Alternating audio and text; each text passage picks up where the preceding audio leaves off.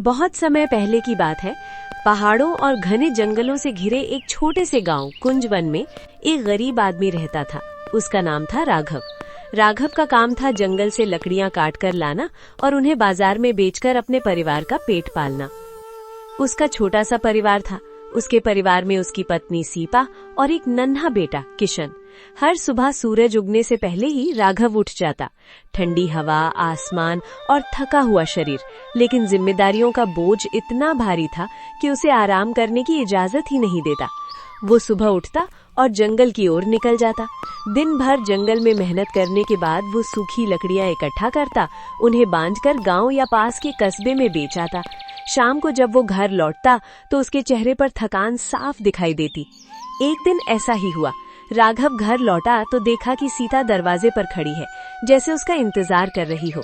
सीता ने धीरे से कहा, सुनो जी, अब हमारा बेटा भी बड़ा हो रहा है, खर्च बढ़ते जा रहे हैं, हम कब तक ऐसे ही गुजारा करेंगे? राघव ने हल्की मुस्कान के साथ जवाब दिया। तो क्या सोच रही हो सीता? सीता बोली, मैं भी कल से तुम्हारे साथ जंगल चलूंगी, तुम्हारी मदद करूंगी। अगर हम दोनों साथ में मेहनत करेंगे तो हम आसानी से गुजारा कर सकेंगे। ये सुनकर राघव का चेहरा उतर गया। उसने सीता से कहा, नहीं सीता, तुम क्यों इतनी मेहनत करोगी? मैं ही काफी हूँ। तुम घर का ख्याल रखो, तुम्हें कोई जरूरत नहीं है मेरे साथ काम करने की।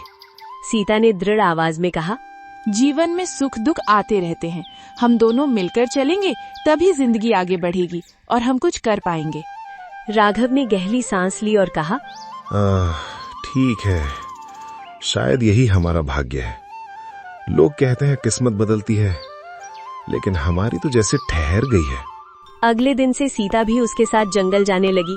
दोनों सुबह जाते, दिन भर मेहनत करते और शाम को लौटते।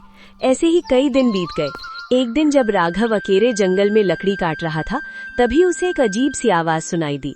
वो मुड़ा और देखा एक बूढ़ा साधु पेड़ के नीचे खड़ा है। शांत चेहरा और आंखों में अजीब चमक। साधु राघव के पास आए और साधु ने मुस्कुराकर पूछा, बेटा, क्या हुआ? क्यों इतना परेशान हो? राघव ने पहले तो टालने की कोशिश की, लेकिन फिर अपनी सारी परेशानी बता दी। साधु ने ध्यान से सुना और बोले, अपने बेटे को पढ़ाओ बेटा। राघव चौंक गया।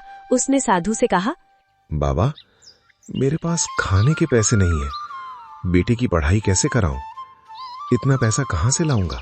साधु ने कहा, अगर तुम उसे पढ़ाओगे तो वही तुम्हारी किस्मत बदल देगा, क्योंकि पढ़ाई ही वो हथियार है जो बुरे वक्त को भी सही कर सकती है।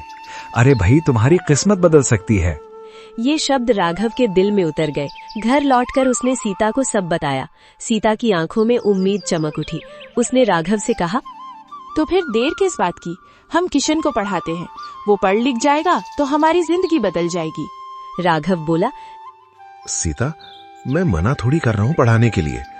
मैं बस ये सोच रहा हूँ कि इतना पैसा कहाँ से लाएंगे, घर का गुजारा भी ठीक से नहीं हो पाता है।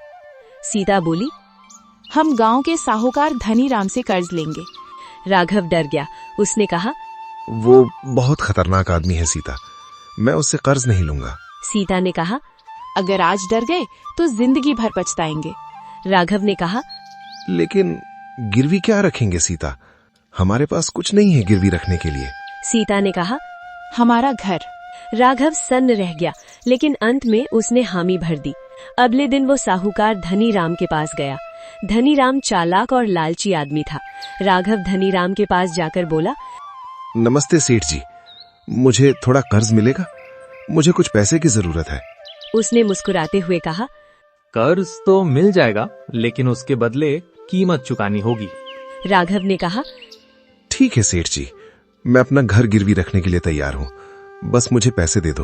धनीराम ने ठहाका मारा और कहा, 10 साल तक का समय देता हूँ, 10 साल में पैसे लौटा देना, नहीं तो सब मेरा। राघव मजबूरी में हामी भर दी। राघव अपने घर गया। उसने सारी बात सीता को बता दी। उसके बाद राघव अपने बेटे किशन को लेकर विद्याग्राम गया, जहाँ एक महान गुरु रहते थे जिनका नाम था आचार्य सुधांशु। आचार्य ने किशन की आंखों में चमक देखी और उसे अपने आश्रम में रख लिया। राघव ने बेटे को वहीं छोड़ा और अपने घर वापस लौट गया। 10 साल गुजर गए। राघव और सीता ने कठिन जीवन जिया। वहीं किशन ने दिन रात मेहनत की और बहुत विद्वान बन गया। एक दिन किशन बड़ा होकर अपने गांव लौटा। किशन अपने घर पहुंचा। उसके माता पिता उसे पहचान नहीं पाए, लेकिन जब सच पता चला उनकी खुशी का ठिकाना नहीं रहा। उसी समय साहूकार धनीराम को याद आया कि 10 साल पूरे हो गए हैं। वो तुरंत राघव के घर पहुंचा। घर पर सिर्फ किशन मिला। धनीराम ने पूछा, तुम्हारे माता पिता कहाँ हैं? किशन ने कहा, पिताजी जीवित पेड़ों को काटने गए हैं और मृत पेड़ों को लगाने गए हैं, और माँ हवा बेचने और चांदी खरीदने गई हैं। धनीराम गुस्से में आ गया। उसने कहा, तुम क्या बोल रहे हो, सच बताओ, तुम्हारे माता पिता कहाँ हैं? तुम्हारे पिता ने 10 साल पहले मुझसे कर्ज लिया था। आज 10 साल पूरे हुए, पैसे दो, नहीं तो शर्त के हिसाब से ये घर खाली कर दो। किशन ने उसे बातों में फंसा लिया। धनीराम ने गुस्से में आकर वादा कर दिया कि अगर सच बता दिया तो कर्ज माफ। किशन ने सब सच बता दिया। वहीं एक आदमी खड़ा था, उसने भी सुन लिया था कि धनीराम ने बोला है कि सच बता दो, सारा कर्ज माफ हो जाएगा। अब ये आदमी किशन का गवाह बन गया। अगले दिन पंचायत में मामला गया। राघव और किशन सब पंचायत में मौजूद थे। धनीराम खुद ही अपनी बातों में फंस गया। सरपंच ने फैसला सुनाया। गवाह के अनुसार धनीराम, तुमने खुद कहा है कि अगर किशन ने सब सच बता दिया तो कर्ज माफ जो हो जाएगा, तो राघव का कर्ज अब माफ होता है। सबूतों के आधार पर ये तय होता है कि राघव का परिवार आजाद हो गया। किशन की शिक्षा ने उनकी किस्मत बदल दी। दोस्तों, शिक्षा सबसे बड़ा धन है और बुद्धिमानी से हर समस्या हल हो सकती है और लालच अंत में हारता है।